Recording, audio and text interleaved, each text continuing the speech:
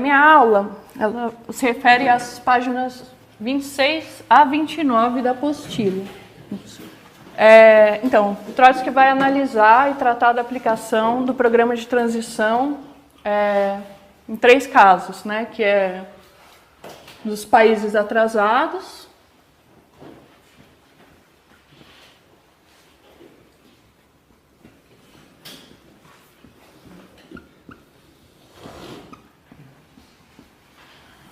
dos países fascistas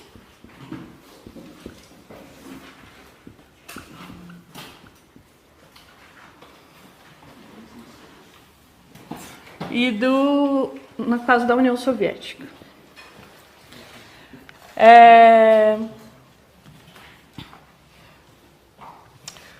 Então, aí, como é assim, um trecho bastante extenso, né, relativamente extenso, 4 páginas, eu não vou fazer como fizeram alguns palestrantes, de ir lendo, explicando ponto por ponto, porque a gente ia ficar até amanhã aqui. Então, basicamente, o que eu pensei em fazer é o seguinte: situar um pouco vocês em cada um desses casos, né, porque tem muita gente que não estava nas aulas iniciais, ou que não está muito familiarizada com o tema ou com a nossa análise do tema, desses casos, e destacar alguns dos elementos, né, de análise, de reivindicações, etc., que o Trotsky coloca aqui. Só que, diferente dele, eu vou começar pela União Soviética, depois vou ver os países fascistas e, por último, os países atrasados. Pelo seguinte, né, porque, no caso, a União Soviética é o que está, acho que, mais distante da gente, porque nem existe mais União Soviética. Então, quer dizer, a aplicação do programa de transição na União Soviética é uma coisa, né, meio... seria uma análise mais histórica, né, acredito que é interessante. E o que o Trotsky propõe, né, nesse caso específico. Depois falaria dos países fascistas, também é um pouco histórico. Infelizmente, né, pode deixar de ser histórico para ser realidade, né, mas é outra questão. E terminaria falando dos países atrasados, porque é mais a ver com a nossa situação aqui, né, nossa realidade, Brasil, que se encaixaria nesse caso.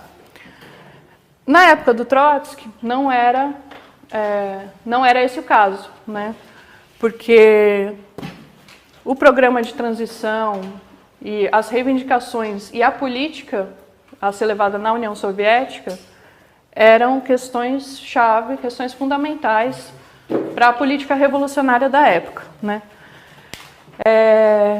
Então, primeiramente assim, né, acho que é importante. O Trotsky escreve esse programa de transição no final da década de 30. Nesse período, né, a Organização Internacional Comunista, a Terceira Internacional, ela era uma organização gigantesca e muito poderosa, né.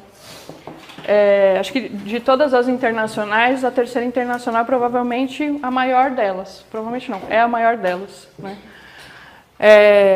Tanto que vocês podem ver que existe ou existiram partidos comunistas em todos os países do globo, praticamente sem exceção.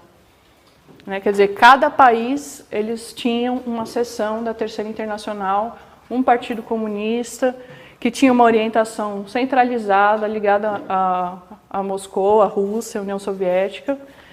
E eram organizações grandes, poderosas, com milhares de trabalhadores, né? Eu até comentei aqui na aula do Rafael, que na Alemanha, no final da década de 20, começo da década de 30, o Partido Comunista Alemão tinha 250 mil militantes.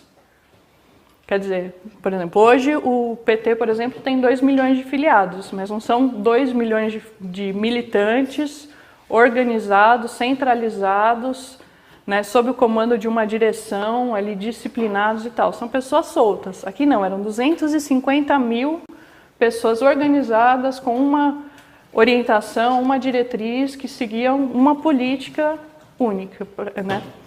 Então, quer dizer, era uma máquina poderosíssima, né? que era controlada totalmente pelo stalinismo, pela burocracia soviética russa, né? Pela burocracia da União Soviética, que se estabeleceu depois da Revolução. O que acontece? Essa burocracia, ela teve políticas altamente desastrosas em todo esse período, né? Desde que ela começou a ascender ao poder, né? Depois da Guerra Civil e tudo mais, até sempre, assim, mas a década de 20 e 30 foi particularmente desastrosa porque foram períodos muito convulsionados, né? Que vários países estiveram à beira da revolução e que a política do stalinismo levou essas revoluções à derrota, né? Primeiro com uma política ultra-esquerdista, depois com uma política de frente popular, de aliança com a burguesia, né? Então, quer dizer, para o Trotsky era fundamental justamente, quer dizer, o que fazer aqui na União Soviética, porque finalmente quem comandava a União Soviética estava no comando de todos esses partidos, né, que eram centralizados pela União Soviética. Por quê? Porque era a burocracia, né, quer dizer, que muita gente na época não tinha a concepção de que era uma burocracia que tinha tomado conta do Estado Soviético, tinha muito prestígio porque finalmente eles tinham feito a revolução, né? Então, se você é comunista, é revolucionário, você olha um país que fez a revolução, lógico que esse país, o partido que dirigiu essa revolução, vai ter muito prestígio, muita autoridade, e é inevitável, né, que ela acabe dominando os outros países, né? Pelo menos a política a ser levada nos outros países. Agora, o que acontece? Falar um pouquinho sobre, né, essa questão da burocracia. Também não vou entrar em todas as causas, porque é bastante complexo. Mas o fato é que houve a Revolução, né, teve o período da Guerra Civil e tal, e uma vez mais ou menos estabelecido, quer dizer, derrotados os exércitos imperialistas, tal, né, eles foram tentar reconstruir a economia, essa coisa toda, e a burocracia acabou, por uma série de motivos, mesmo sociais, né, tomando conta do governo soviético, né.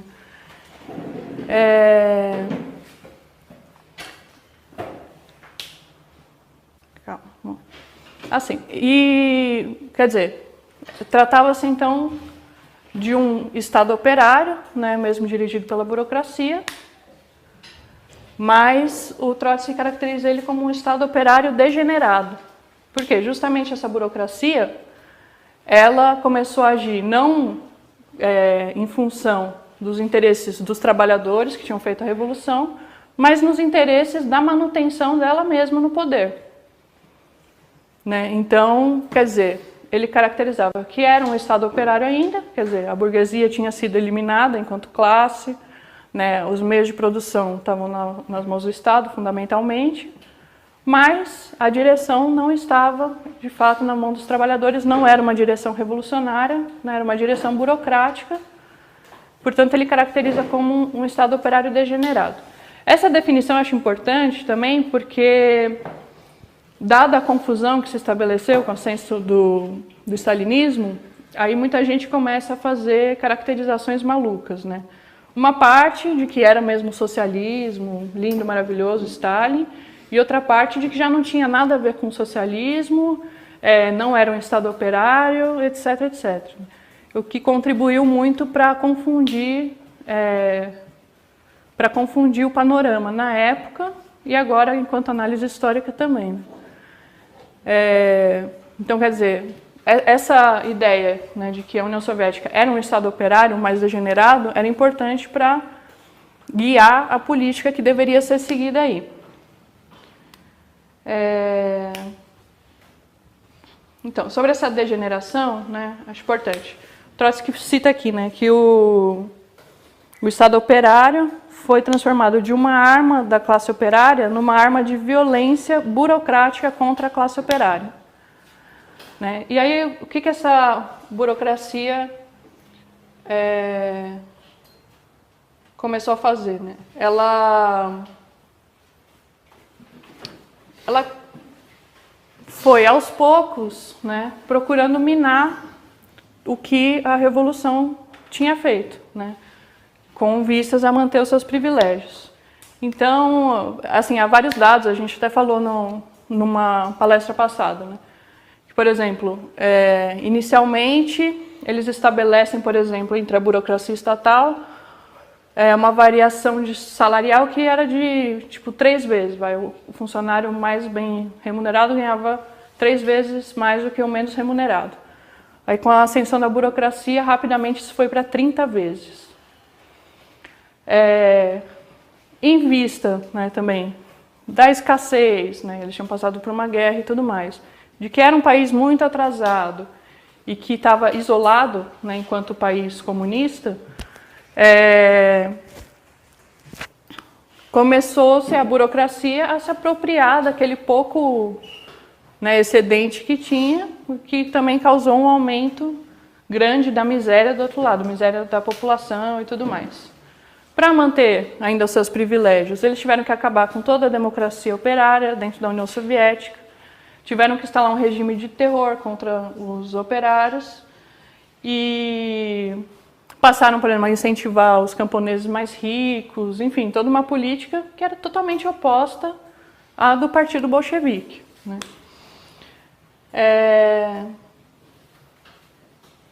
Então, aí nesse sentido, né, uma coisa interessante, parte desse processo, né, que o Trotsky caracteriza como, ele chama de termidor, quer dizer, uma parte daqueles que tinham participado da Revolução dão uma espécie de golpe, né, e começam a transformar a Revolução numa coisa totalmente diferente do que ela era no início, né, tipo, virar totalmente os seus propósitos, mas sem se declarar como abertamente contra aquela revolução que tinha sido feita no começo. Então, quer dizer, isso que criou a grande confusão, né, porque o stalinismo, em nome do bolchevismo, do comunismo, da Revolução de Outubro e tal, começou a aplicar uma política, inclusive dentro da União Soviética, que era totalmente oposta à política bolchevique de fato, né? Até porque, quer dizer, isso garantia, né, era mais uma forma de facilitar que eles levassem adiante essa política. Porque, obviamente, se eles se declarassem totalmente contra a Revolução, pegassem o Lenin, ao invés de pôr no mausoléu, começassem a chincalhar ele e tudo mais, o pessoal ia falar, não, peraí, esse pessoal não, né, não é comunista, não é nada, facilitaria uma reação contra eles, né? Então, eles também se aproveitaram disso. E uma vez no poder, a burocracia, que tinha, inclusive, na União Soviética, proibido a formação de outros partidos e tal, começou a agrupar dentro dela inúmeras facções, né, tipo, todas as facções divergentes estavam agrupadas ali, né, numa luta interna. E aí o Trotsky comenta que a burocracia era, por isso mesmo, muito heterogênea, né, que você tinha desde elementos que eram realmente bolcheviques, né, aqui ele cita um cara que foi depois para a Quarta Internacional, até um outro que era um elemento fascista, que saiu da União Soviética e realmente foi fazer parte lá de um governo fascista. Então, quer dizer, uma burocracia ali extremamente heterogênea. Agora, uma questão também interessante é que esse processo, né, de a burocracia tomar conta da União Soviética e consolidar o seu domínio também não foi um movimento puramente pacífico, né? Não é simplesmente que eles enganaram a população e pronto. Havia uma grande resistência dentro, né? Havia organizações, né, uma organização trotskista que foi completamente esmagada fisicamente mesmo pelo Stalin, e na década de 30 a gente tem os expurgos, né, nos quais o Stalin perseguiu toda a esquerda, toda a oposição e matou, né, executou um a um todos os velhos bolcheviques, né, quer dizer, todos aqueles elementos que tinham participado da Revolução, que tinham alguma importância, alguma autoridade, influência, etc., foram eliminados, né? E aí isso provocou uma transformação, né, uma depuração, né, da burocracia para ela realmente poder dominar. Eu trouxe e coloco uma coisa interessante, né, que eu acho que também é uma ideia que serve muito até para o nosso próprio partido, né? E até a gente pode fazer um paralelo com a situação atual. Que é o quê? Na União Soviética, a organização trotskista, até por causa de toda a repressão, ela era muito débil organizativamente, né? Ele coloca aí. Mas, de fato, a política levada adiante pela Quarta Internacional era a política que representava os trabalhadores, né? Descontentes com a burocracia, com a situação que eles tinham instaurado na União Soviética, que estavam oprimidas pelo stalinismo e tudo mais. Então, quer dizer, uma reviravolta na situação poderia permitir que essa pequena organização se tornasse uma direção de um grande movimento, né? Então, quer dizer, a Quarta Internacional tinha essa ideia, inclusive, em relação a muitas situações, né? Você tinha ali os trabalhadores organizados, né? Por exemplo, nos partidos comunistas. O que você precisava era mudar a direção desses partidos, né? Dar uma orientação efetivamente socialista, revolucionária para essas organizações, né? Você não precisava construir tudo do zero, né? Era só você dar uma direção, quer dizer, conquistar a direção dessas organizações que já existiam.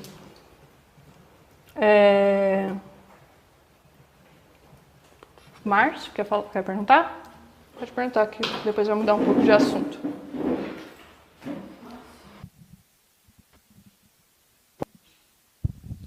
Não, quer dizer que ao mesmo tempo que eles atacavam lá em cima, eles atacavam também lá na base, nas fábricas, tal, os elementos assim, que era... E também, outra coisa assim, esse trabalho que o Trotsky fazia, era igual a gente faz assim, jornais, panfletos, como é que... Porque tinha toda a repressão, estava matando todo mundo, né? Como é que era a dificuldade, como é que ele fazia isso aí, assim? Era contra toda a população, né? Logicamente, né? Não tem como você ter acho que não, é muito difícil essa situação em que você tem uma repressão em cima, mas ela não tem embaixo, né? A repressão em cima, inclusive, indica um alto nível de repressão embaixo, né? Quer dizer, eles suprimiram ali qualquer resquício de democracia entre os trabalhadores, etc. O Trotsky até coloca aqui, né? Se eu conseguir achar que está meio...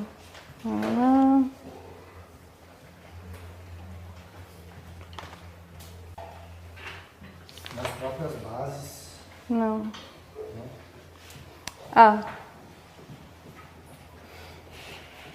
Não sei onde está. Ele coloca que o Soviet, tipo, não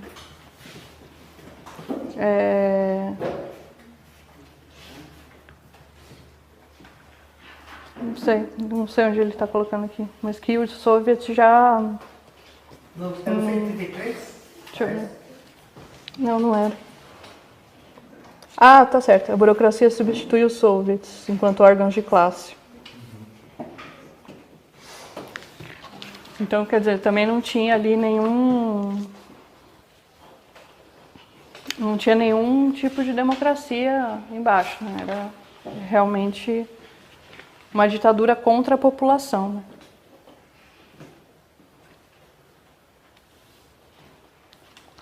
E o trabalho que ele fazia, assim, tinha um boletim da oposição e tudo, mas logicamente que era muito, muito complicado esse trabalho, né? Porque, nossa, lendo, assim, alguns livros sobre isso, assim, o trabalho da polícia secreta, da GPU e tudo mais, é uma coisa de louco, assim, né? O quanto eles ficavam em cima de qualquer Tipo, tinham espiões em todos os lugares, então qualquer um que se levantava, dava qualquer indício de insatisfação, de oposição à política, eles já iam em cima, enfim. Era um negócio bem controlado, assim.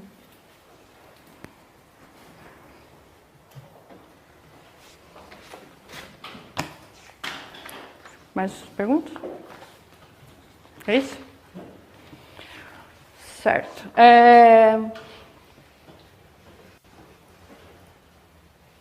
Bom, uma coisa que eu acho interessante também que ele coloca aqui é que é a política também que decorre dessa análise, né, de que trata-se de um Estado operário degenerado, de que havendo, né, digamos, um ascenso de uma ala direita totalmente pró-capitalista, né, pró-imperialista, como seria a ala, por exemplo, desse cara que virou um fascista de fato. Supondo que essa ala da burocracia se levantasse e tomasse conta, os trotskistas, né, a orientação seria fazer uma frente, né, momentânea, em certa medida defendendo a burocracia contra essa ala direita, né, que é uma coisa também que a gente que tem um pouco a ver com a nossa situação hoje, né? Assim como se tivesse também uma invasão imperialista, dos países imperialistas, etc., à União Soviética. Quer dizer, a União Soviética teria que ser defendida e a burocracia, mesmo sendo uma burocracia que tomou conta do Estado, deveria ser defendida contra a tomada de uma ala fascista ou abertamente imperialista e tudo mais. Então, nesse sentido, é interessante até porque na época, né, eu acho que isso contribuiu muito, assim, em certa medida, contribuiu para vários problemas que a gente vê no trotskismo hoje, né? Muita gente tinha a visão do trotskismo como sendo uma força democrática, assim, ou democratizante, contra a ditadura stalinista, né? E aí, dentro, né, da própria Quarta Internacional, o Trotsky trava um debate muito interessante, com uma ala pequeno-burguesa do Partido norte-americano, a seção norte-americana da Quarta Internacional, e o debate, a conclusão do debate é que alguns, né, dos membros dessa ala pequeno-burguesa acabam descobrindo que, na verdade, eles não são comunistas, não são trotskistas, coisa nenhuma. Eles eram realmente contra a ditadura do Stalin e tal, e acabam indo trabalhar para o governo norte-americano. Quer dizer, você vê que era uma confusão total, né? Então, o Trotsky tinha que... ele fazia uma análise e tinha que ter uma política bem clara para também evitar esse tipo de confusão, né? Então, por exemplo, esses membros não eram contra a defesa da União Soviética, né? Todo o debate se inicia aí. Eles achavam que a União Soviética não tinha que ser defendida, porque, sei lá, era uma ditadura, não era socialismo, não era um Estado operário, etc. E aí, no final, descobre-se que não era nada disso, né? Eram elementos que, finalmente, eram influenciados e tal pela ideologia supostamente democrática do imperialismo norte-americano. Então, é interessante essa parte por isso, né? Quer dizer, é uma política que não tem nada a ver com nenhuma questão moral e nem se trata simplesmente de combater uma ditadura em abstrato, né? A principal crítica do Trotsky ao Stalin não é que ele era uma ditadura, mas sim que ele era uma ditadura contra os trabalhadores e que estava fazendo retroceder, né, o Estado operário. É por isso que ele coloca que, mesmo que pudesse haver essa frente, a tarefa fundamental ainda continuava a ser a derrubada da burocracia, né? Quer dizer, porque já era um Estado operário, né? O que você tinha que fazer era tirar a burocracia, né, e restabelecer um governo realmente, né, que representasse os trabalhadores e pudesse levar adiante as tarefas da revolução e tal que tinham sido interrompidas pela burocracia. Nesse sentido do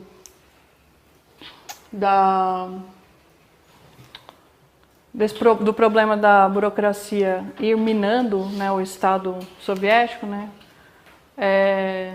o Trotsky coloca aqui, né, que eles cada dia mais, né, cada dia que passa, eles... Que legal, não anotei nada.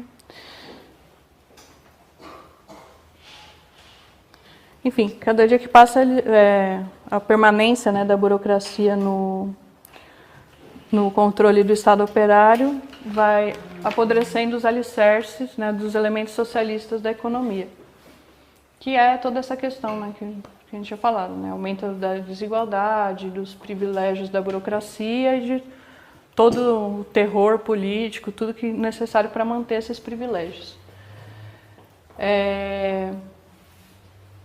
E aí ele coloca como grande problema para a atuação na União Soviética, né, um estado também de ânimo das massas que era muito parecido com o estado de ânimo das massas nos países fascistas, que é assim, uma certa desilusão, né, e uma falta de perspectivas, né, porque assim, bom, a gente fez a revolução, essa burocracia tomou conta, né, e agora? Né, você não tinha lá nenhuma propaganda aberta no sentido de levar a revolução para uma continuidade. E, evidentemente, também que ninguém queria retroceder ao que era antes, né? Então, assim, qual é a perspectiva, né? O que fazer? Então, esse era um dos grandes problemas para contribuir para tirar a burocracia do poder, né? Então, que ele fala que teria que ser feito um amplo trabalho de propaganda, né? Tanto nesse caso como no caso dos países fascistas.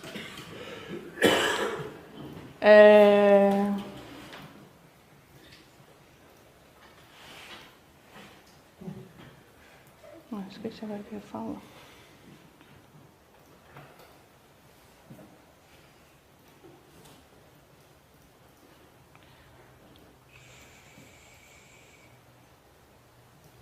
Bom, ele faz um prognóstico também, porque assim, a saída para a situação, havia duas saídas possíveis para essa situação, né?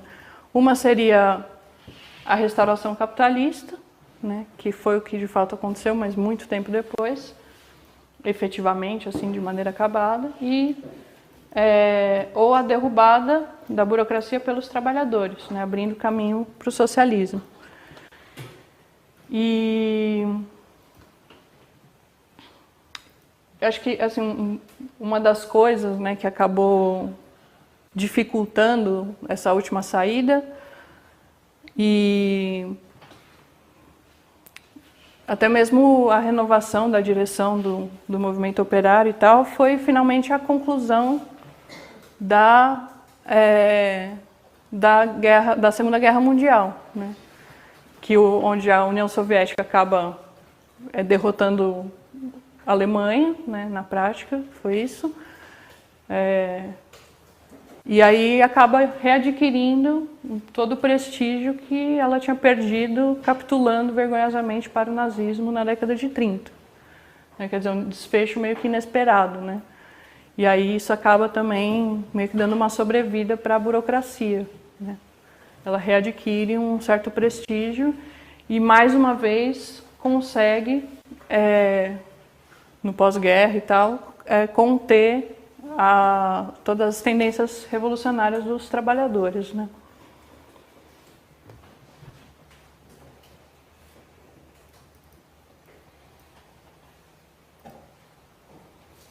Acho que, bem,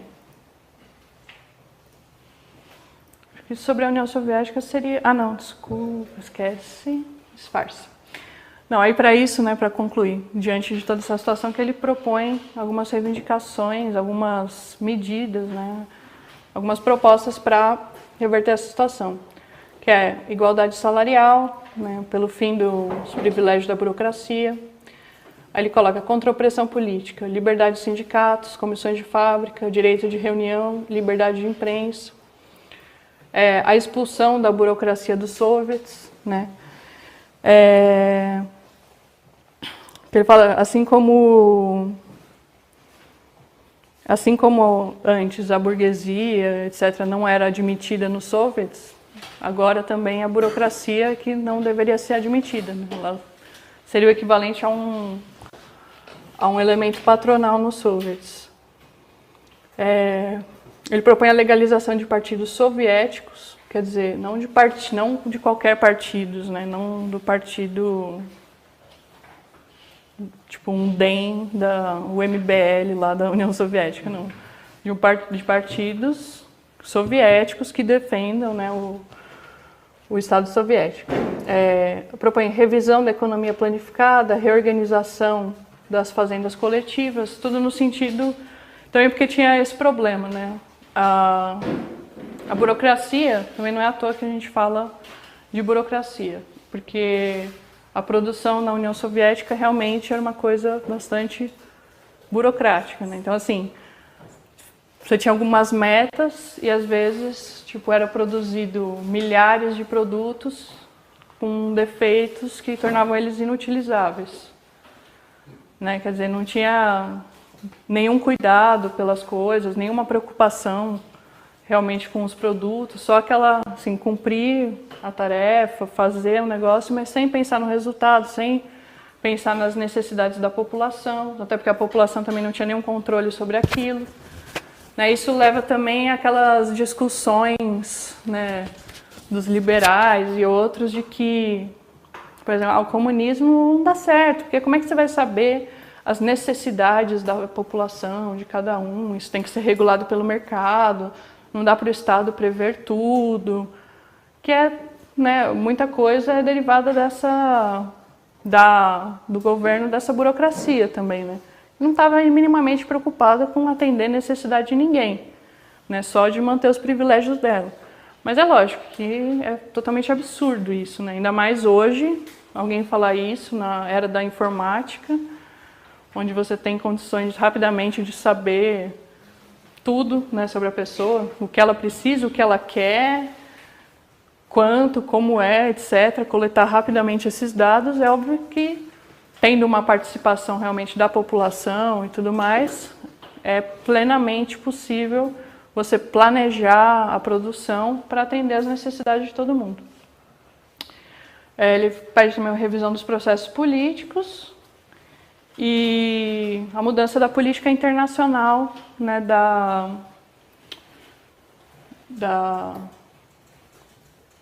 do stalinismo, da burocracia, né, do governo soviético, que era dirigido aí pela burocracia stalinista, que estava, na verdade, sufocando a revolução nos demais países, né? Aí eu vou falar um pouquinho, né, sobre como eles fizeram isso em relação ao fascismo, etc., no ponto dos países fascistas, né? Mas sobre a União Soviética seria isso.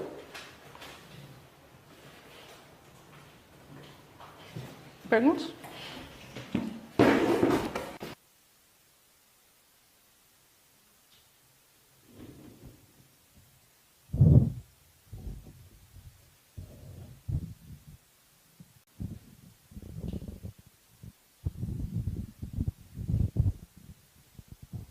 Então, você mencionou esse ponto do programa, essa reivindicação bem concreta, né, da revisão dos processos, não só dos trotskistas, né, ele está se referindo a toda uma... Tinha um monte de camponês, de operário que ia parar na cadeia por discordar de alguma coisa do supervisor da fábrica, da fazenda e tal. Aí você tinha comentado que todo esse aspecto do programa de transição sobre a União Soviética meio que fica como uma lição de história porque a União Soviética acabou, né? Mas esses aspectos que são bem concretos, eles me parecem que se aplicam e a nossa política democrática, vamos dizer assim, se vê refletida neles e eles continuam como uma fonte para a elaboração política do partido nos dias de hoje, né? Queria que você comentasse isso daí. Não, com certeza, que são situações diferentes, né? Mas tem muita coisa aqui, mesmo esse negócio que ele fala, né, de defender, por exemplo, a burocracia contra a dominação, o domínio de uma ala totalmente pró-capitalista, pró-imperialista, de direita, fascista, etc. Né, isso é quer dizer, é uma metodologia, né, na verdade, porque tendo as coordenadas que você pode, né, baseado na análise concreta de cada situação, né, você seguir. E é interessante ver também pela coerência, né, porque você vê, né, o Stalin, quer dizer, expulsou ele da União Soviética, matou todo mundo que fez a revolução, matou milhares de trotskistas, instaurou lá uma ditadura terrível contra a população, começou a pôr todo mundo na cadeia, terminou por matar o próprio Trotsky, sendo que já tinha feito vários atentados. Mas a política do Trotsky não é tipo, não podemos apoiar esse genocida, ditador, não. Não, está defendendo concretamente ali, né? É um Estado operário, tudo bem, é uma burocracia que está minando o Estado operário, mas, quer dizer, apoiar uma tendência, né, um setor de direita, só vai acelerar esse processo, né? Então, não faz sentido, né? Não tem como você também se reivindicar defensor do Estado operário, etc., se você apoia uma ala que quer restaurar o capitalismo. Então, acho que muitas dessas coisas dá para realmente utilizar, né? Mas ele também, quer dizer, acredito, ele separou esses 3 casos porque são casos bem específicos, né? Quer dizer, a União Soviética é um caso bem específico. Países sob o domínio fascista, outro caso bem específico, né? Como a gente tem que atuar em cada um desses casos, né? Quais as especificidades de cada um desses casos, como é que o programa, né, que ele apresentou se encaixa aí, quais reivindicações a mais, né, enfim. Mas é óbvio que muita coisa do que ele fala aqui a gente pode utilizar para a nossa política atual, né?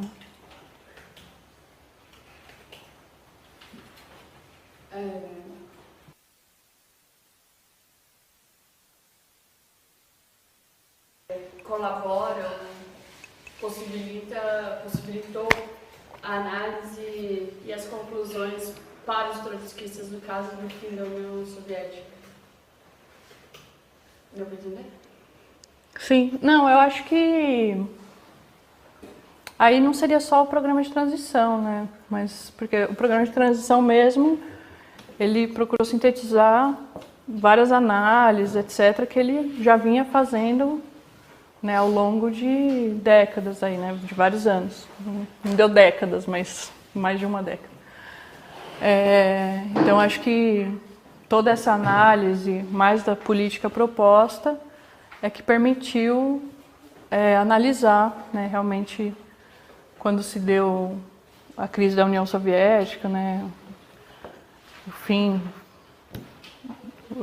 dela no final da década de 80 e tal, na verdade, começo da década de 90, permitiu daí os trotskistas a terem uma compreensão do fenômeno, né? Claro que nem todo mundo conseguiu, né? E mesmo assim gerou muita confusão, mas é isso, tudo precisa ser analisado concretamente, né? Também a situação em 91 não era a mesma que em 38, né? Isso tem que ser analisado, levado em consideração também, né? Quer dizer, mas aqui você vê que ele já coloca isso, né? Que o desfecho do negócio era ou os trabalhadores se levantam contra a burocracia e assumem as rédeas do Estado operário, ou o domínio da burocracia vai acabar levando a uma restauração capitalista, né? E no final foi o que aconteceu, né? A própria burocracia que colaborou para a restauração capitalista, né?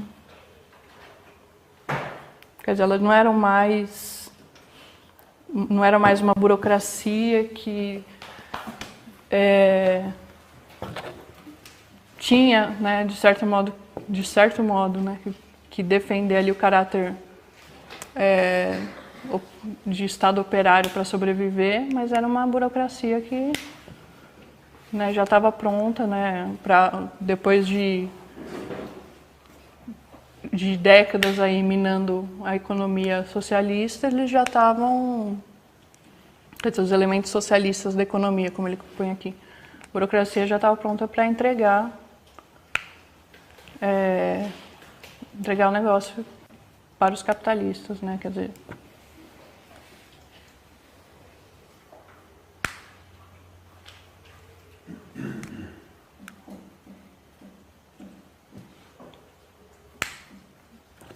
Nada mais de dúvidas?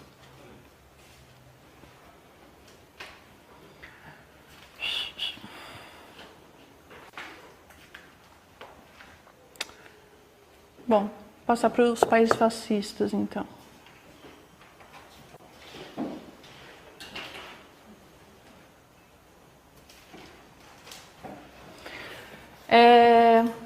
Bom, aqui ele coloca algumas coisas, né, no programa de transição, que eu vou... Também tinha comentado outro dia numa aula, que eu vou retomar aqui, acho que é interessante, né? Que ele coloca... Tem que voltar. Página 20... Não. 27.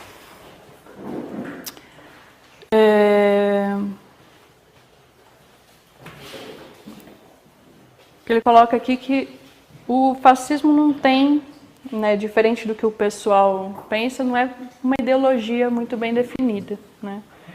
Na verdade, os programas fascistas, eles eram uma coisa bem confusa, né? Inclusive tinha muita demagogia esquerdista, porque o objetivo deles era construir, quer dizer, é como a gente vê hoje, né? Você tem aí partidos de direita e, sei lá, PSDB, vamos pegar, que é um partido totalmente antipopular e impopular. Quer dizer, ninguém gosta dos caras. É a massa cheirosa, é um pessoal almofadinha, que não gosta de ver pobre, não consegue nem apertar a mão do pobre, beija a própria mão. Aquela coisa assim que você vê, favela cenográfica, né? É um negócio que eles nunca vão ter uma inserção popular, né? Vamos simplificar? Não dá. Não dá para eles serem populares. E isso já acontecia também nos países da Europa no começo do século, né? Um fenômeno semelhante. Então, a ideia do fascismo era o quê? Ter uma política ainda mais radicalmente direitista, mas, né, ser um movimento de massas, né? E não ser um movimento restrito de uma panelinha. Então, a ideia dos fascistas era constituir um movimento de massas, né? Até porque a principal função, né, dos fascistas, né, não sei bem qual que era a consciência deles disso, mas pelo que a gente viu da situação do Mises ontem e de outros, a burguesia tinha bem claro, né, que a função principal deles era esmagar o movimento operário. Então, para isso, eles precisavam também de gente, eles precisavam intimidar, mostrar número, mostrar força, etc. Então, quer dizer, eles queriam se constituir como um movimento de massas e, por isso, também o programa deles não podia ser esse programa totalmente impopular. Então, eles colocavam lá algumas reivindicações, aparentemente sociais, etc. Faziam muita demagogia com isso.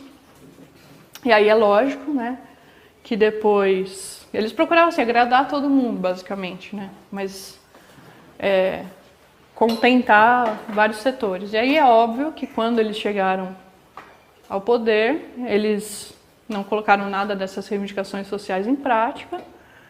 Muitas das coisas, inclusive, que eram assim, princípios dos fascistas ali de raiz, quando eles chegaram no poder, eles também não puderam colocar em prática, porque era uma coisa muito radical para a burguesia.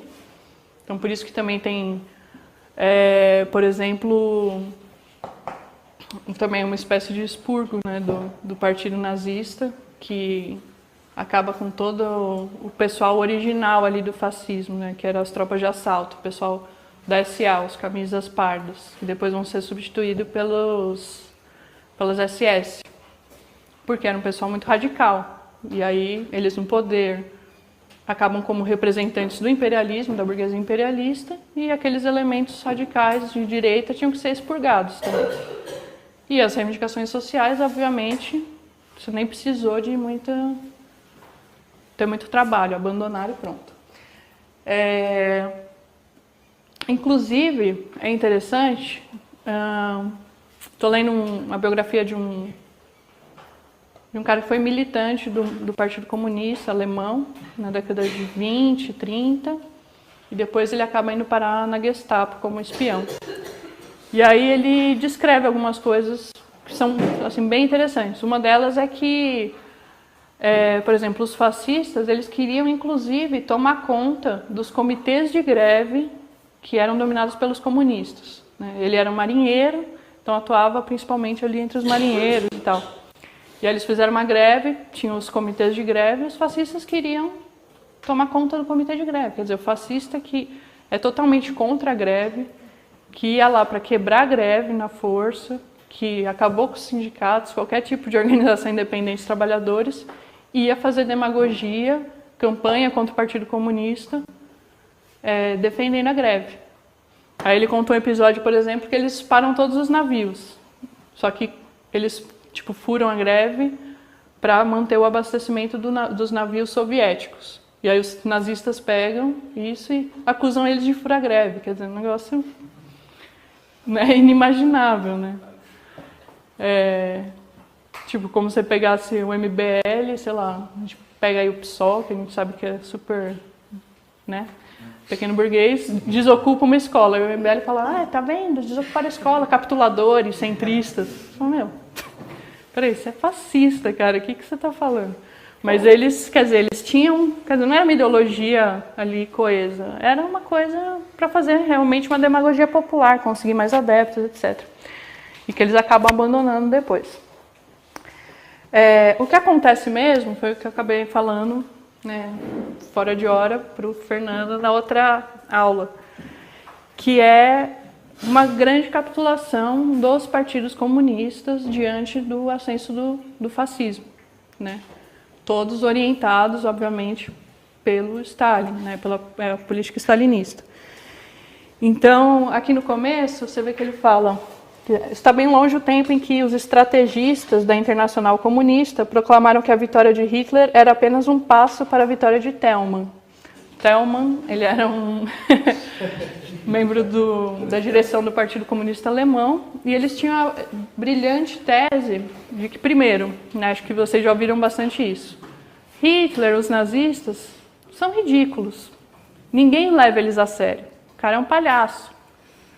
Eles são minúsculos, eles não têm força para fazer nada. Né, que, por acaso, era o que falavam aqui da direita, né, 2014, né, quando a direita fez aquela marcha lá da família. São ridículos, são os palhaços. Você acha que alguém leva esses caras a sério? Eles não vão conseguir nada. Olha aí, são meia dúzia. Era o que pensavam dos nazistas na época. E aí, conforme os nazistas foram crescendo, né, quando o Partido Comunista abriu o olho, os nazistas praticamente já dominavam grande parte ali da sociedade, várias instituições, etc. E aí eles criaram essa brilhante tese. Primeiro, que o inimigo principal não era o nazismo, era a social-democracia. Então, você tinha que derrotar a social-democracia, que eram assim, as forças da ordem, né? Então, a social-democracia, os liberais, tal. Você acaba com todas essas forças, a começar pela social-democracia, que eram os principais rivais aí, né, do Partido Comunista. E aí depois a grande batalha vai se travar entre o Partido Comunista e o Partido Nazista. E o Partido Comunista era vitorioso, porque os nazistas não são nada e tal. E, obviamente, que não aconteceu nada disso, né? Inclusive, também tinha falado, o Partido Comunista Alemão, você vê, também por ordem dos stalinistas, da política stalinista, fizeram uma política absolutamente maluca, apesar que a gente vê algumas organizações de esquerda tentando reproduzir isso hoje em dia, que foi de se juntar mesmo, né, fazer uma aliança com os nazistas para ir acabar com comícios dos social-democratas, dos partidos liberais. Quer dizer, eles se chamavam ao outro para ajudar-se mutuamente para acabar com esses comícios. Quer dizer, uma coisa totalmente maluca. Então, quer dizer, por essas coisas você vê que eles, assim, não é que eles, tudo bem, eles capitularam vergonhosamente, mas eles deram uma enorme contribuição para o nazismo ser vitorioso. E aí isso acaba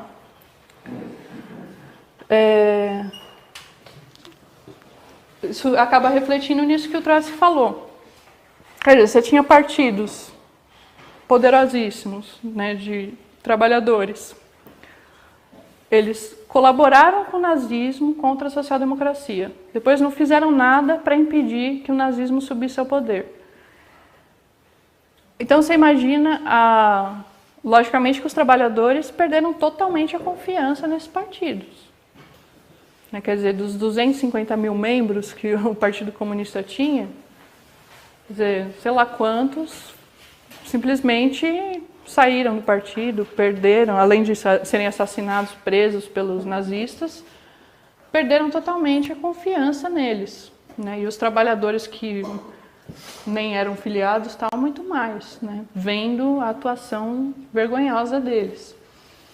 Então, quer dizer, quando o fascismo sobe, não é simplesmente que eles eram muito espertos, convenceram todo mundo com a ideologia deles e chegaram ao poder. Não, eles sobem porque os outros tiveram uma política muito errada, muito capituladora.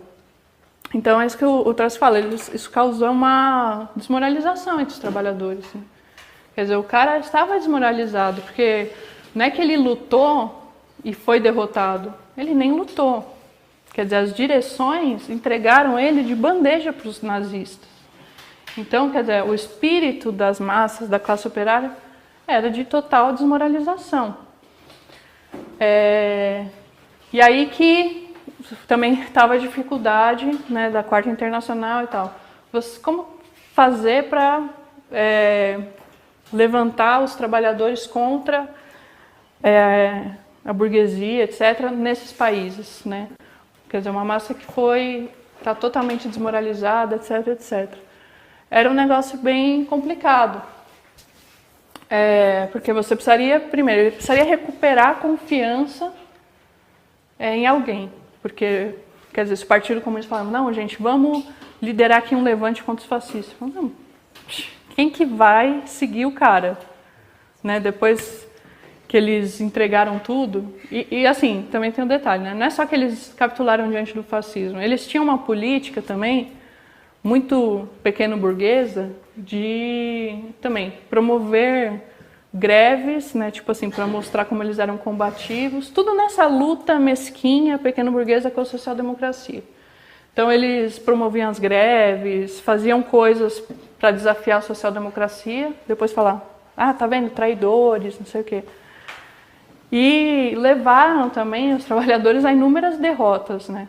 Quer dizer, eles não tinham trabalho no sentido de, né, fazer propaganda e, né, levando os trabalhadores à consciência da necessidade de um governo operário, tomar o poder, etc. Não, eram ações que eles esperavam que ia despertar o pessoal, ações, né, com finalidade puramente propagandística e que acabava levando a também inúmeras derrotas, né, demissões, o pessoal, uma política bem irresponsável, assim, né.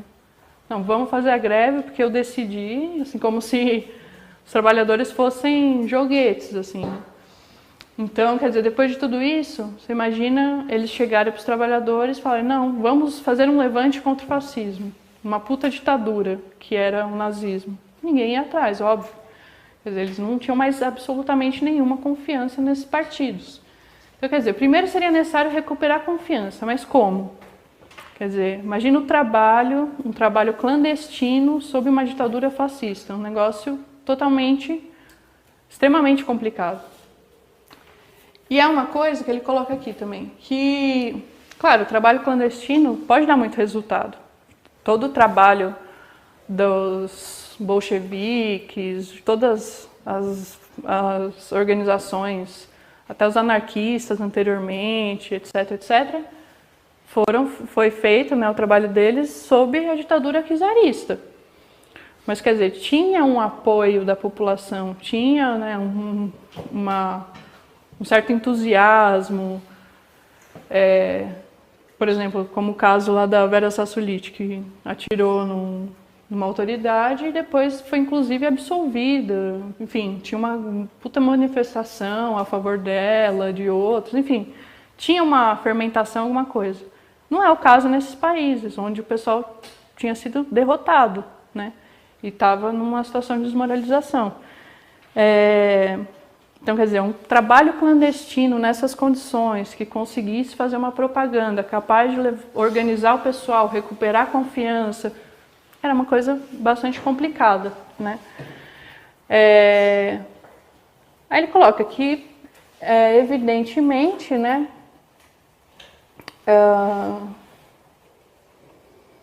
que também você apresentar um novo programa também é uma coisa complicada, porque as massas também não têm como fazer uma experiência com esse novo programa, com essa nova organização e tudo mais.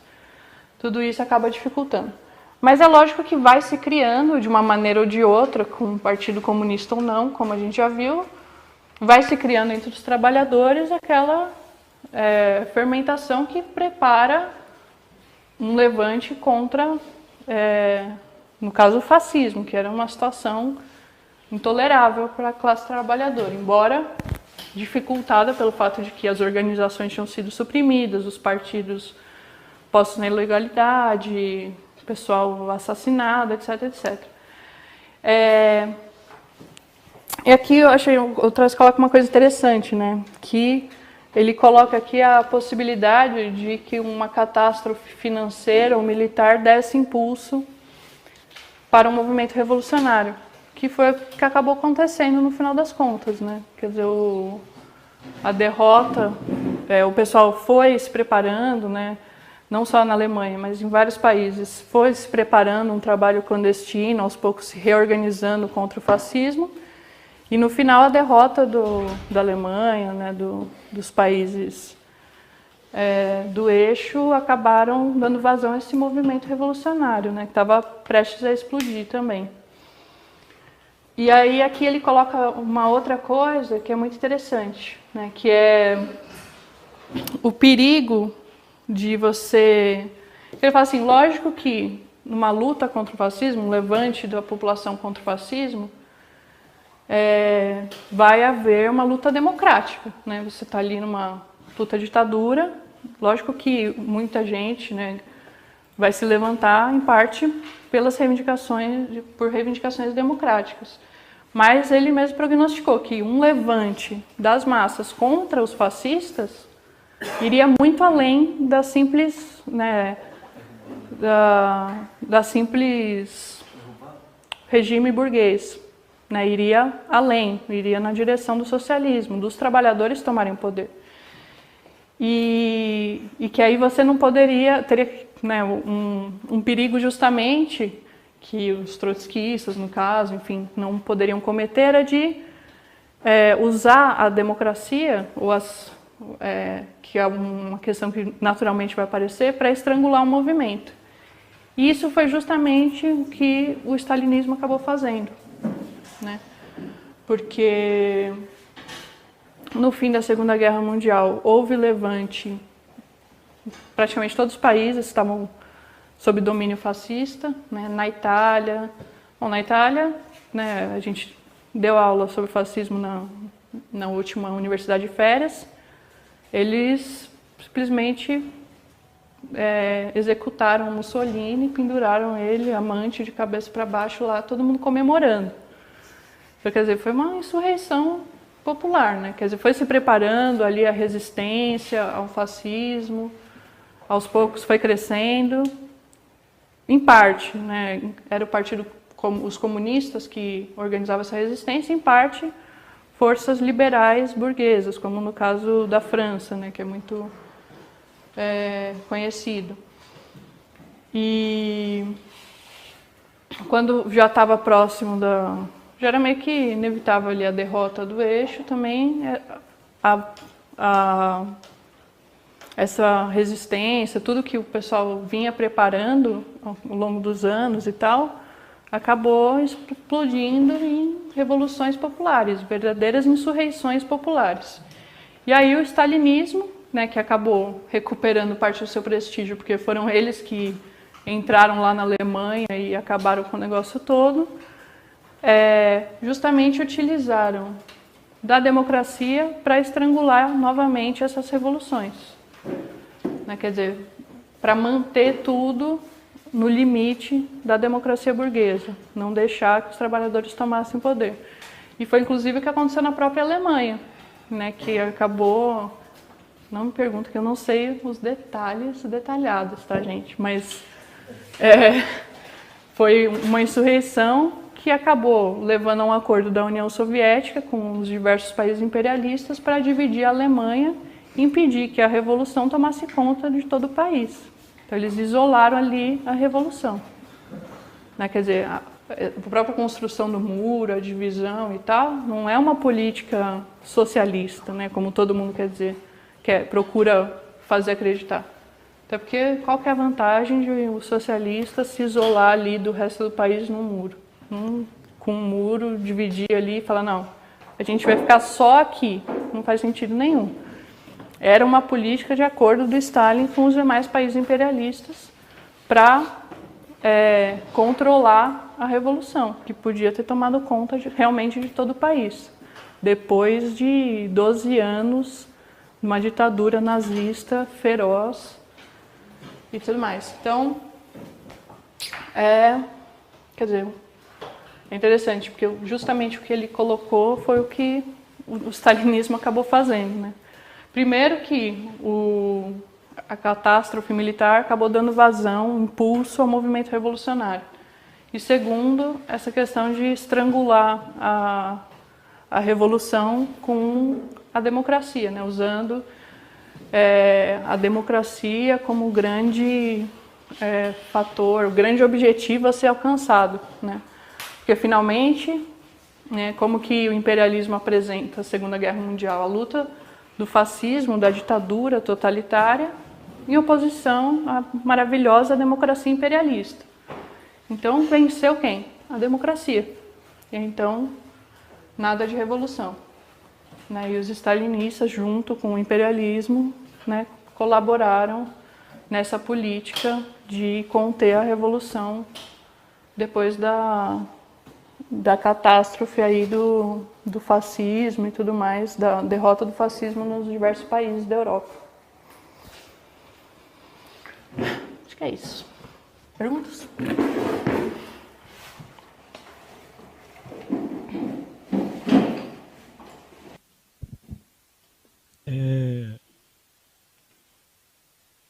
Queria que explicasse melhor os motivos que os comunistas alemães apresentaram para apoiar, as razões que eles apresentaram para apoiar os fascistas.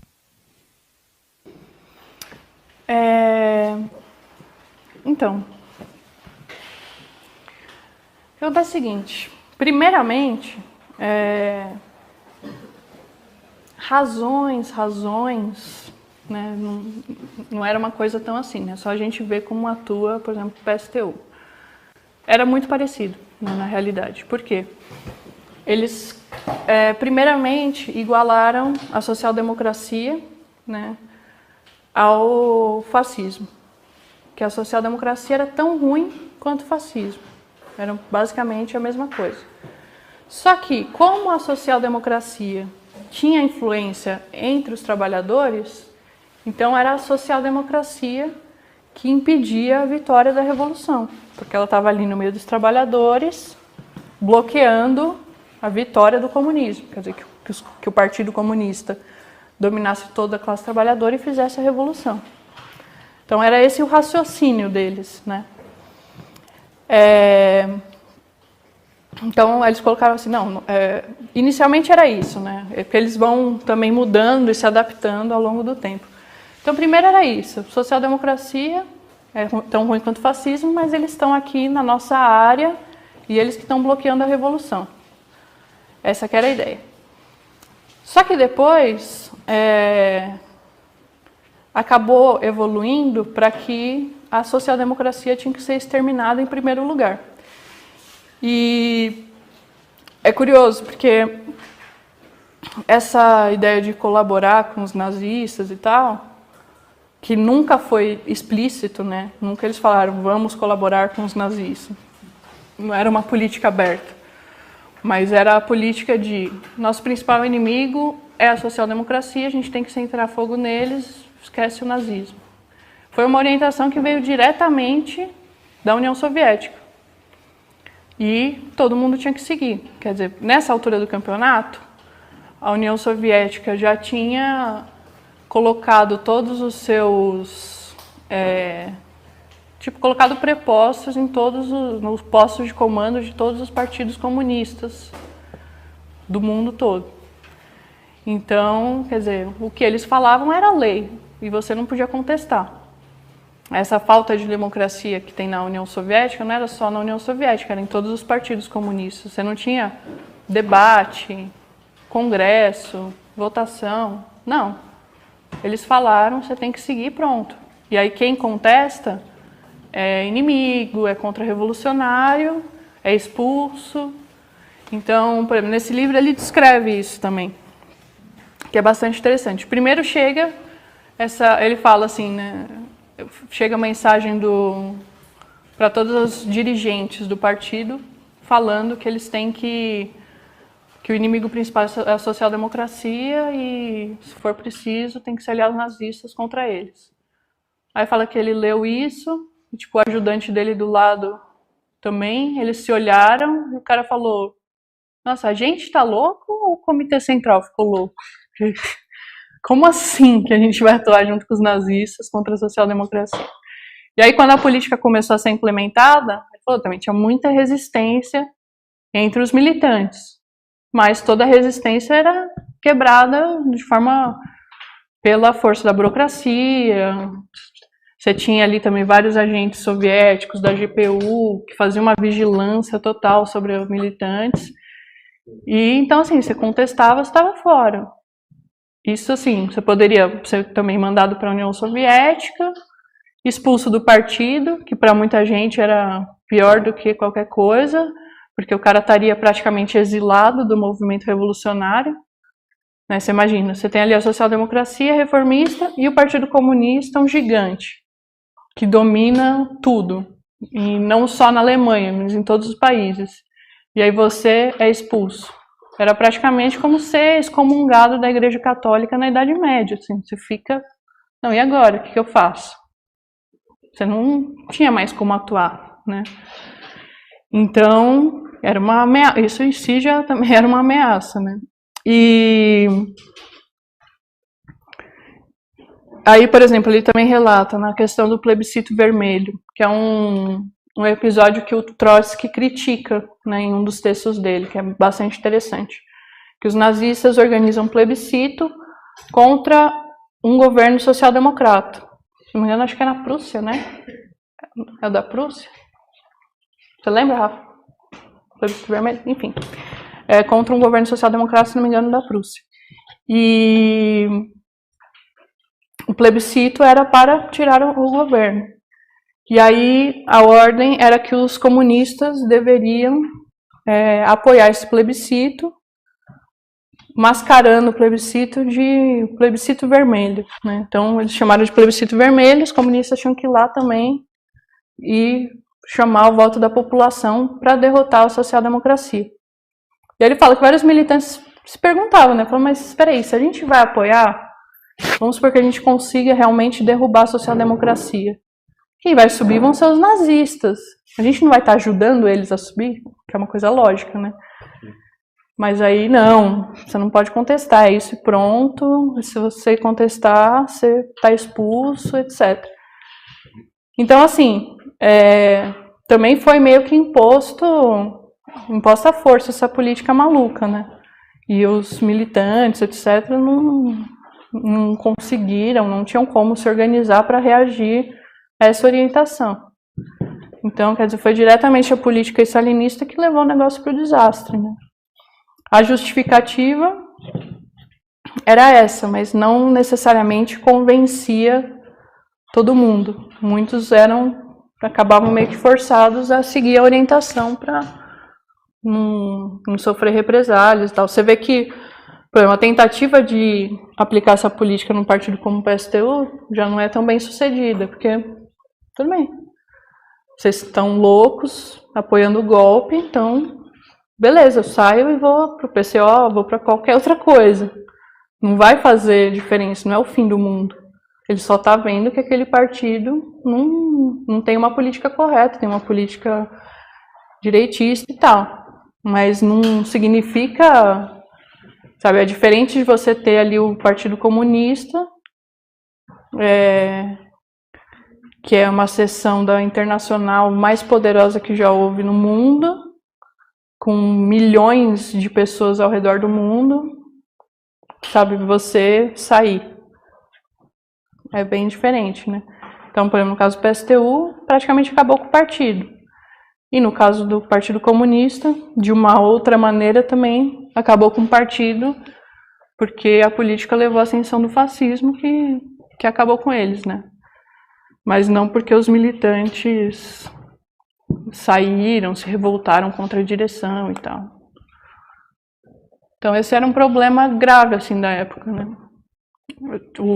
A influência e o poder que o stalinismo tinha sobre todos esses países e a política desastrosa que eles levavam aí.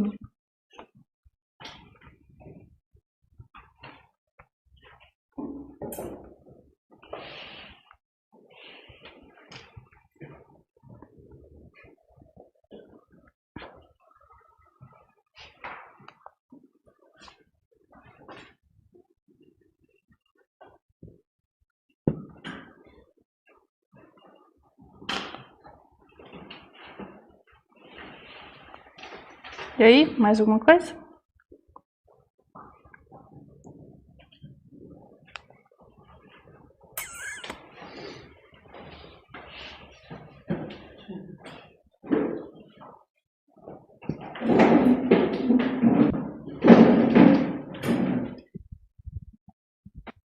Eu queria saber por que a burocracia stalinista foi...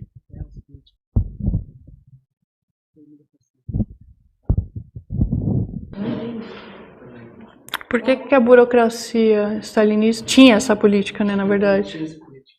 De que todo mundo era fascista. Então, era uma política ultra-esquerdista, na verdade, né? Uma política bastante pequeno-burguesa.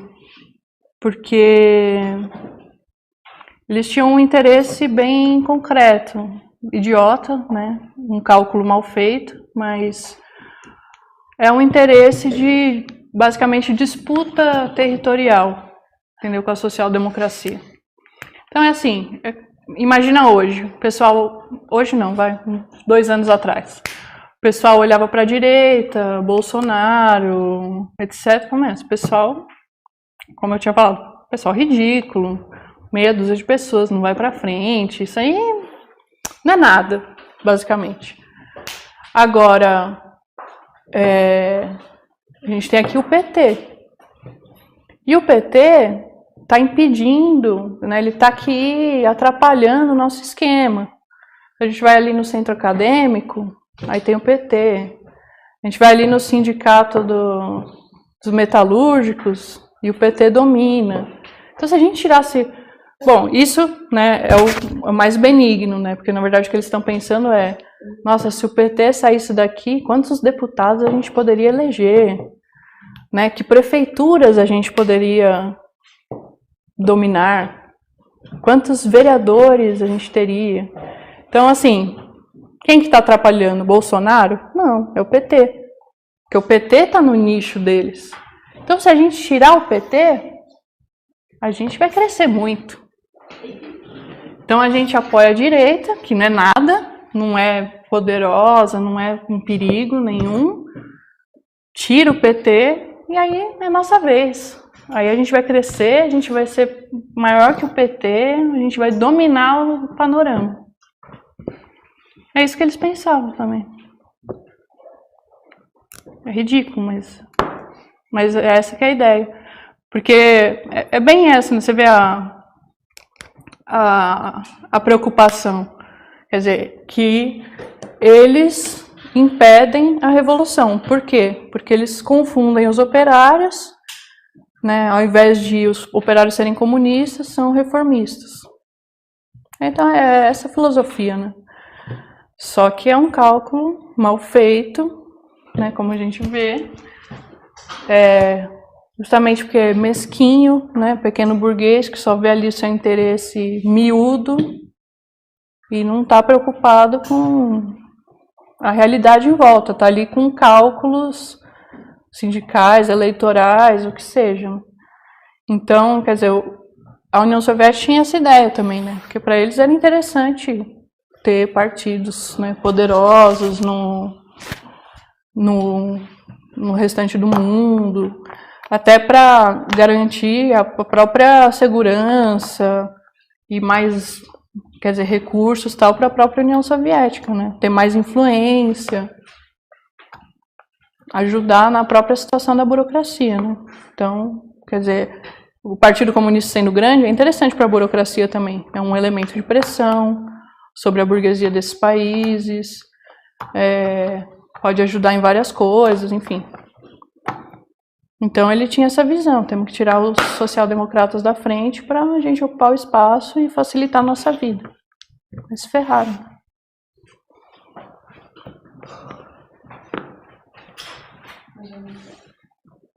Finalmente,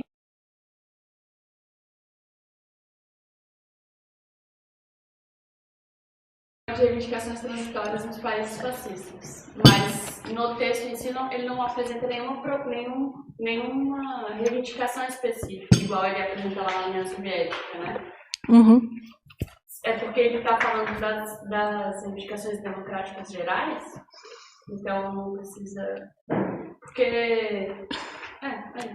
Na verdade, ele coloca, tem todo aquele programa anterior, né? E aqui ele estabelece mais a relação entre as reivindicações e meio que assim, como colocar cada uma delas. Por exemplo, isso, né? É inevitável, por exemplo, que as reivindicações democráticas surjam até em primeiro plano, né, no primeiro momento, dado que você está saindo de uma ditadura fascista. Mas, né, não cair na armadilha de que isso sirva para estrangular a revolução, porque ela tende a ultrapassar. Então, quer dizer, uma análise, uma relação, ele faz mais, aponta a relação entre as reivindicações, tal, como que vai se dar de maneira diferente nesses casos, né? Tipo, é um programa geral, mas esses casos são um pouco específicos, então ele aponta os possíveis desenvolvimentos da situação e como aplicar o programa. É mais isso. Só que aí na União Soviética é um caso particular, né? Por isso, justamente, não é um Estado capitalista como os outros, é um Estado operário. Então tem que ter reivindicações... quer dizer, o que se propõe lá não é uma revolução como nos outros países, né? Seria uma revolução política só, né? Quer dizer, tirar a burocracia. Mas muito do que eles propõem para os outros, lá já meio que estava ultrapassado. Aqui no ponto 110, fala sobre que o Hitler nunca influenciou as camadas operárias. Mas o contexto, né, a posição aí do Partido Comunista deu tempo para as classes médias, né, serem influenciadas pelo fascismo. E, assim, por exemplo, no Brasil, no mundo, hoje a gente vê, né, esse ascenso aí da direita. E no Brasil, por exemplo, o nosso partido, ele com a política contra o golpe e as reivindicações do partido, né, com relação à estatização da Petrobras, todo o programa que a gente tem, ele automaticamente é um programa antifascista, né? Por que eu estou falando isso? Porque existe meio que uma histeria da pequena burguesia com relação ao problema da direita, né? Do Bolsonaro e tudo mais. E o nosso partido alerta, logicamente, para o ascenso da direita, mas com um programa revolucionário, né? Não chamando os trabalhadores a se armarem contra o fascismo ou sei lá, se armarem assim, né? Montando milícias, impulsionando essa histeria, mas com um programa, né? Para os operários. Queria que você comentasse um pouquinho.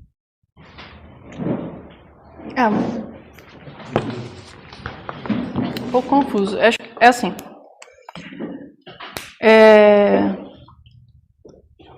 Aqui ele coloca claramente que a ideologia do Hitler não tinha influência na classe operária, mas sim influenciou, e isso acho que é inevitável, de influenciar setores das classes médias, né? Por mais que você faça propaganda, é um problema social, né? Ele está destinado às classes médias, que é quem vai receber esse programa melhor. Mas aqui acho que a grande questão é ter a política correta, né? Realmente, aí eu acho que não é só apresentar um programa, mas é ter a política correta diante desse caso, né? Porque assim, por mais que você tenha um programa, também não é só isso que vai poder combater o fascismo. Você tem que ter uma política diante da questão. Então, primeiro, porque você tem um programa, mas você não vai convencer a classe média fascistoide de que ela, na verdade, tem que lutar pela Revolução Socialista. Não é esse o objetivo. Quer dizer, se a gente pegar nosso programa e ficar só martelando na cabeça dos fascistas, pode até ter algum resultado, mas não é isso que vai impedir o fascismo. O que você teria que fazer é chamar os trabalhadores, alertar para o perigo da direita, ter uma política correta, que é no sentido de unir os trabalhadores, que é o que eles não fizeram, em nenhum momento, unir os trabalhadores, todos os setores progressistas, para combater a direita, né? E esse foi o grande erro deles, né? Quer dizer, ao invés de unir os trabalhadores para lutar contra o fascismo, eles se uniram ao fascismo para combater parte dos trabalhadores. Então, quer dizer, já está tudo errado, né? Agora, você vê no nosso caso, acho que o caso, você vê, é importante, né, por exemplo, os argumentos contra a direita, porque muitos setores se confundem, mas assim, não é tanto para convencer contra a direita, como para tirar as pessoas da defensiva que elas estão em relação à direita. E muita gente olha e fala assim, não concordo com isso, mas o que é o certo? Também não sei. E como a gente vai lutar? Porque agora todo mundo pensa assim e tal. Então você vai e coloca claramente o negócio e arma a pessoa até para ela poder reagir ao negócio. Então, quer dizer, o fato da gente esclarecer, em muitos casos, a posição contra a direita, mas principalmente da gente chamar o pessoal a lutar contra a direita, a enfrentar a direita, a resistir aos ataques da direita, etc., eu acho que é o fator fundamental aí, né? Quer dizer, a política que você tem diante do negócio, não apenas o programa. E aí é lógico que você tem que ter um programa, porque também a coisa não se sustenta só pelo lado negativo, né? Quer dizer, inicialmente tudo bem. Por exemplo, Trotsky propunha uma frente única dos trabalhadores, quer dizer, e aí, obviamente, social-democratas e comunistas, né? Porque os trabalhadores estavam divididos entre essas duas direções, mas propõe uma frente única, primeiramente defensiva, quer dizer, defender os sindicatos, os locais dos trabalhadores, os comícios, etc., contra os ataques fascistas. E aí, depois disso, os trabalhadores, né, a partir dessa atitude defensiva, é que os trabalhadores passariam para uma ofensiva. E aí é lógico que você tem que ter um programa, né, para isso, mas primeiro você tem que tirar o pessoal da defensiva, porque o grande segredo da direita é ela vir com tudo para cima, parecer muito maior do que ela é, muito mais forte do que ela é, e colocar todo mundo na defensiva sem reação. Então, quer dizer, o grande segredo é você conseguir levantar o pessoal e fazer com que eles reajam, né? E aí eu acho que a partir dessa reação que o programa ainda vai ser mais importante, né? Mas primeiro, acho que o mais importante é essa política de chamar a reagir, né? De armar o pessoal para reagir à direita, né? Não deixar que a direita intimide todo mundo e vá ganhando espaço, ocupando espaço e colocando os trabalhadores, o movimento de esquerda, todo mundo na defensiva. Queria saber qual é o programa de indicações em Cuba, que é um país operário. Você não quer uma pergunta mais difícil que essa? Então, eu não sei também, estava pensando sobre isso, né? Teria que, na verdade, estudar melhor as condições do país, né? Porque, nesse caso aqui, o Trotsky tinha bem claro, bem concreto a situação, né, da União Soviética. Ele participou do negócio, tudo. Agora, lá a gente precisaria realmente saber em que pé estão as coisas para poder fazer uma proposta concreta desse tipo, né? Porque, não sei, teria que entender bem, né, como funciona toda a estrutura do país, como poderia mudar o negócio. Que eu acho também que, assim, o Cuba também, diferente da União Soviética, Cuba não tem, tipo, nem nada comparável ao poder que tinha a União Soviética, né? Então, quer dizer, o caso de derrubar a burocracia lá é muito menos importante do que era derrubar a burocracia na União Soviética, né? É um país muito secundário, muito pequeno. Quer dizer, por exemplo, se a gente fizesse uma revolução no Brasil, por exemplo, o problema de Cuba praticamente estaria resolvido, assim, né? Quer dizer, você poderia primeiro dar um auxílio realmente material para eles, que hoje está totalmente sufocado pelo embargo, etc, etc, e a partir daí, né, reproduzir o que foi feito aqui lá, porque assim, a população também não... É meio que essa situação, né, ela não é bom, mas o que estava antes é pior ainda. E a gente também não tem grandes perspectivas, né? Ninguém está apontando uma perspectiva diferente. Até porque tem o embargo, é um país pequeno, não tem muito para onde ir, não tem muito recurso. Então, eu acredito, quer dizer, fazendo uma revolução, por exemplo, no Brasil, um país muito maior que tenha condições de ajudar, o problema meio que estaria resolvido, né? Acho que levantar todo um programa para Cuba nesse momento também não seria de grande ajuda, né? Porque não é um problema simplesmente da política seguir, mas um problema concreto que eles têm lá, né? De isolamento e tudo mais. Eu acho isso. Mas não foi discutido e formulado dessa maneira em nenhuma instância partidária, mas eu analiso dessa maneira. Uma dúvida aqui. Essa política stalinista aí de apoio ao fascismo, né, contra a social-democracia, você falou que é disputa de territórios, ela seria propositalmente para conter o processo revolucionário na Alemanha? O stalinismo teria medo de um processo revolucionário legítimo que eles não conseguiriam conter? Então, nesse momento, eu acho que não. Nesse momento que eles estavam aplicando essa política, eu acho que a preocupação não era essa. Mas depois virá a ser, porque aí depois eles vão, diante da ascensão do fascismo, eles vão fazer uma aliança com a burguesia imperialista supostamente democrática, porque aí eles passam a ver o fascismo como uma ameaça realmente à União Soviética.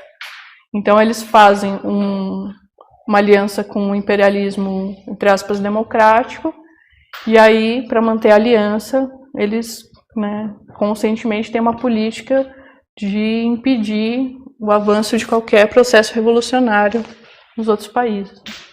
Mas nesse momento eu acho que a preocupação não era essa, é mais uma política sem pé nem cabeça mesmo.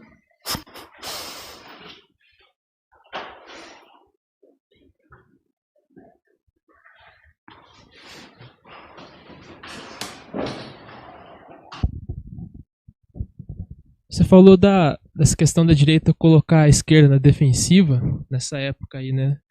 E eu queria que você fizesse um paralelo como era feita essa questão nos dias de hoje, né? Porque hoje a direita, ela coloca essa questão da corrupção, de falar que a esquerda ela é corrupta e tudo mais, né?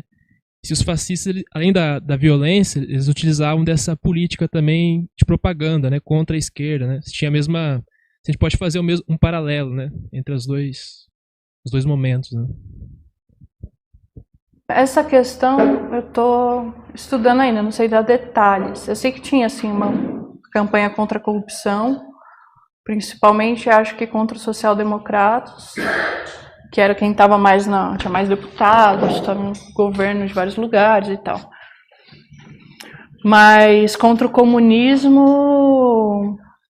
tinha uma política também principalmente contra os comunistas, de que, por exemplo, era uma campanha que tinha muito que eles tinham sido responsáveis pela derrota da Alemanha na Primeira Guerra. Então era uma campanha que eles faziam muito, né? Tanto contra os social-democratas quanto contra os comunistas. Não, os comunistas não, porque não estavam, se formaram depois, mas principalmente os social-democratas. E os comunistas eram uma força antinacional, guiada por Moscou, essa coisa toda, né? E eu acho que teve, sim, uma campanha, com certeza, com esse negócio da corrupção, mas eu não tenho os detalhes, que era uma coisa que eu justamente estava querendo pesquisar para fazer um paralelo, que eu acho que seria bem útil para o nosso caso. Mas com certeza, porque era toda uma campanha moralista, né? Moralista e demagógica.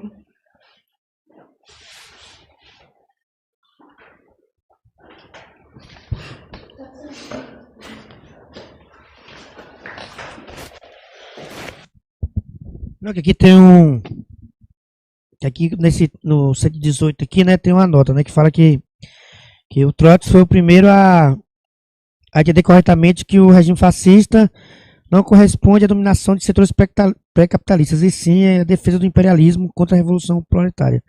Você sabe do que se trata esse debate aqui, que o pessoal falava? Eu não sei qual era o debate, não. De que eles... não sei. Dá para supor algumas coisas, mas eu não conheço o debate da época, né? Onde que tá isso? Dá uma olhada? É uma nota do ponto 118. A nota 134.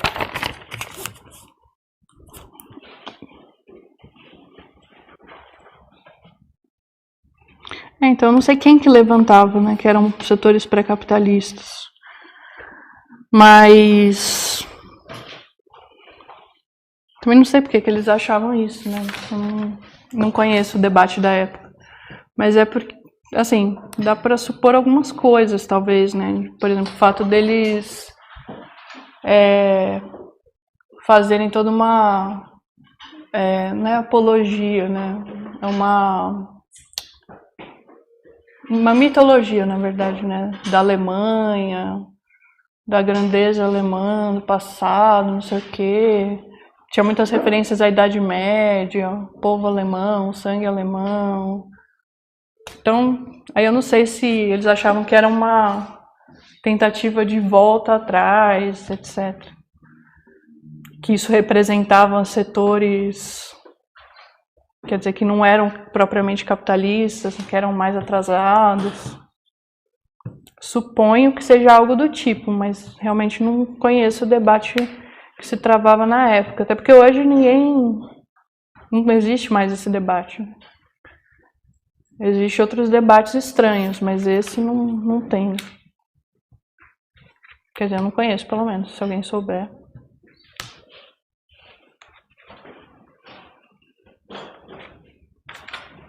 Então, mais uma vez. Não, independente do debate, interessante que o ponto mostra aqui, né? Que o fascismo ele não muda a estrutura social, né? Ele é uma parte, né, para poder contra a revolução, né? Então, não, a parte que eu gostei desse ponto aqui é porque ele mostra que o fascismo ele não vem para poder mudar a sociedade, assim, tal, a estrutura social. É só uma forma, um regime novo, né? Para garantir a luta contra a revolução, né? Sim, é. Aquilo que eu falei, não sei se eles tinham consciência disso, mas o que eles estavam fazendo era representar os interesses do imperialismo alemão, servindo de arma para esmagar a classe operária e permitir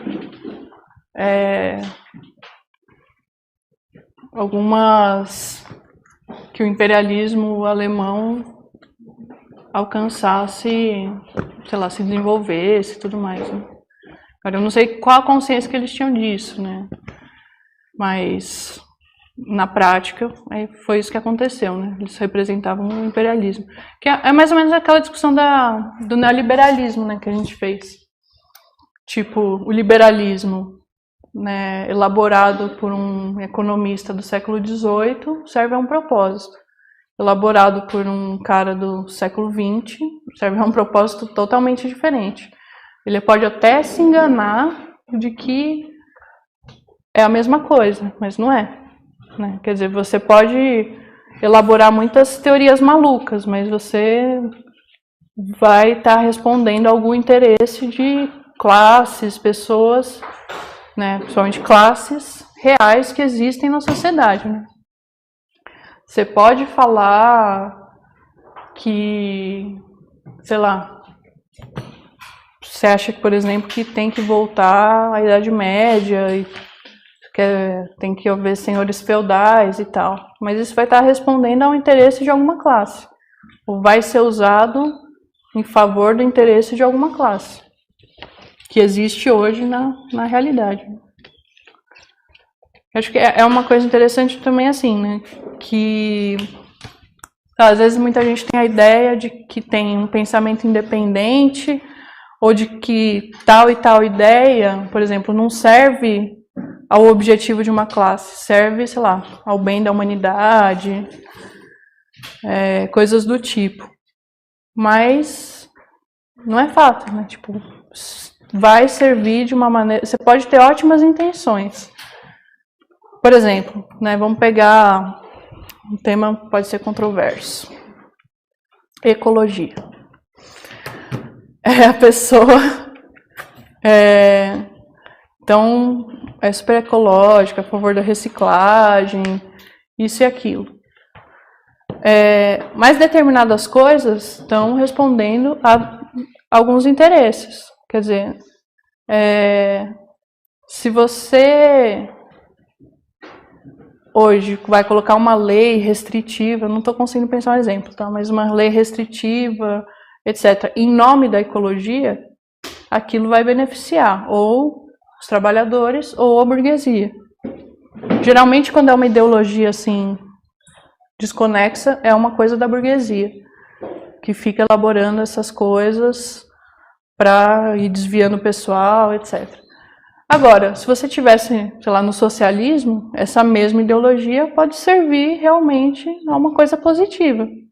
Então, quer dizer, o que você pensa não tem um valor em si, mas tem um valor relacionado à situação concreta em que você está vivendo. Então, sei lá, os fascistas podiam achar muita coisa, mas justamente pelo fato deles não terem uma ideologia definida, não serem representantes assim diretos, por exemplo, de uma classe, né, que por exemplo, está elaborando realmente as coisas voltadas para aquilo. Tipo, não, eu represento esse setor da burguesia, então a gente quer isso, isso e isso. Não, era um movimento totalmente confuso. Então ele vai servir alguém, não vai servir... Quer dizer, aquela confusão vai servir alguém, né? Geralmente a burguesia, né? Que é quem tem a condição de manipular o negócio e tal. Não sei se ficou muito claro.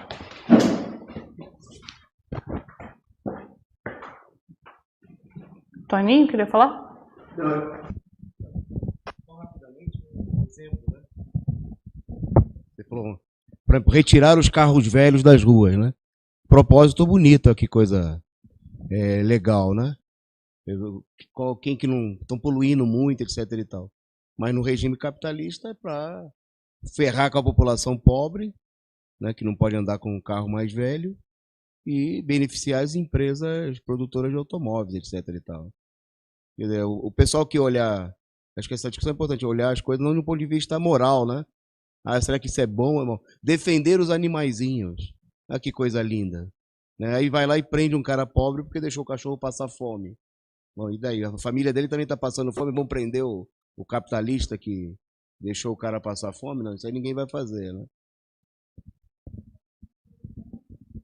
As leis realmente ambientais, né? Eu lembro, nossa, muito antes de Orkut até, sei lá, 15 anos atrás, essas coisas que você recebia por e-mail, nossa senhora. Aí eu recebi uma que era interessante, que ia nesse sentido. Falava assim, um homem tirou a casca de uma árvore para fazer um chá para mulher doente e pegou 5 anos de prisão. O outro tinha um pássaro não sei o quê, não sei quantos anos de prisão. E aí falou, o diretor da Petrobras causou um vazamento absurdo, estava lá de boa, jantando num restaurante luxuoso. Então, quer dizer, hoje já não seria assim, né? Porque a Petrobras já é outra situação, né? Aí essa corrente já serviria para outra coisa, outro propósito hoje. Mas, quer dizer, é isso, né? Quer dizer, proteger o meio ambiente, as plantas, etc. Ótimo, lógico que a gente vai fazer destruir tudo. A gente precisa de plantas, árvores e tal.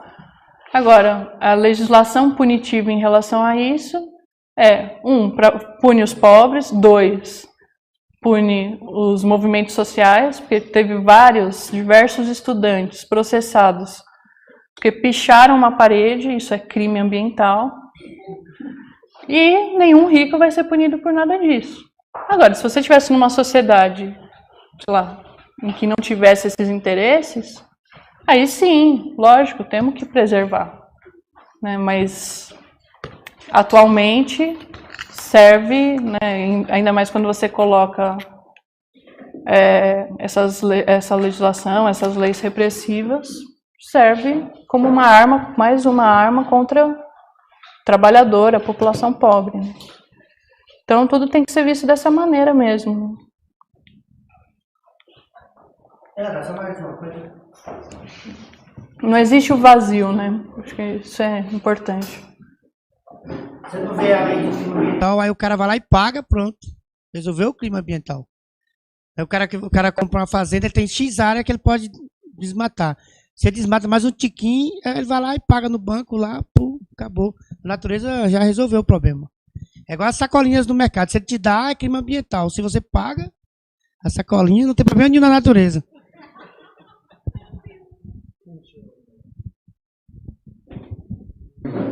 Engraçado que eu estava lendo o jornal ontem de manhã, aí eu vi que uma empresa canadense, né, tá prestes a entrar num terreno protegido pela FUNAI, né, da onde tem vários terrenos indígenas, e eles querem extrair o ouro à beira de um rio, né?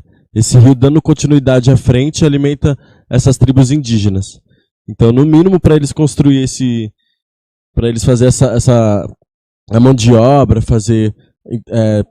tirar terra, mandar terra para o outro lado, e toda essa mão de obra desse trabalho, no mínimo, vai afetar muito o rio, né? Porque é do lado, é extremamente do lado do rio. E aí, assim, a empresa canadense pode. Aí eu fui ver uma reportagem que antes uma empresa nacional tentou fazer a mesma coisa. O pessoal, não pode, porque é protegida pela FUNAI, a FUNAI não aceita coisas desse tipo, vai prejudicar as tribos indígenas, o nosso patrimônio cultural e tal. Falei, porra, né? Agora você vê como é que tá a situação, né? Daqui a pouco o pessoal vai fechar vai vir para São Paulo, fechar basicamente tudo, privatizar tudo, e tudo basicamente por empresas estrangeiras, né? As nacionais estão falindo, né? Que é o que está acontecendo, e as estrangeiras tomando conta.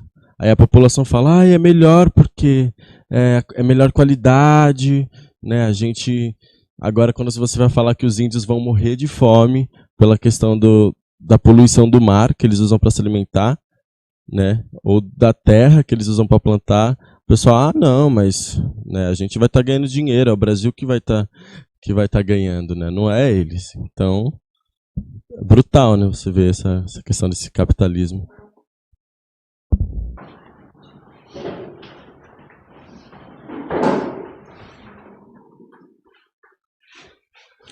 Mais alguma coisa?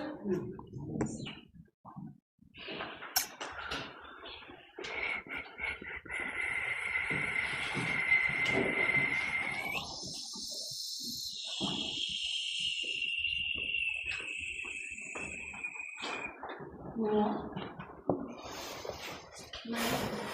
Nada. Bem, então vamos entrar agora no caso dos países atrasados.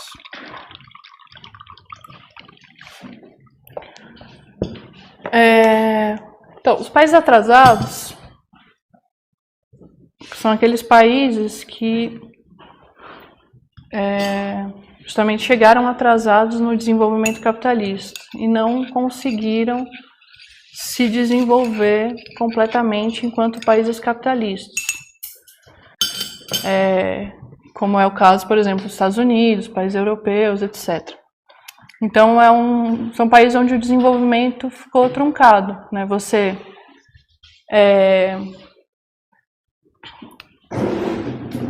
tem o capitalismo, mas você ainda tem também muitos aspectos são pré-capitalistas. Oi? Quem perguntou?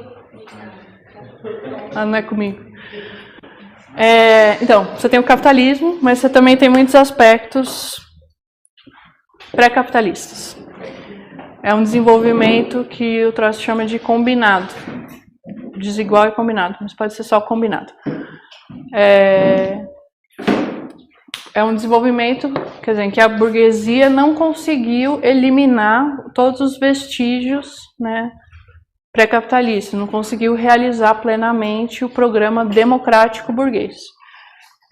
Uma coisa que talvez, não sei se fica claro para todo mundo, que diversas vezes a gente colocou aqui, tanto na questão fascista, da União Soviética, principalmente na questão dos países atrasados.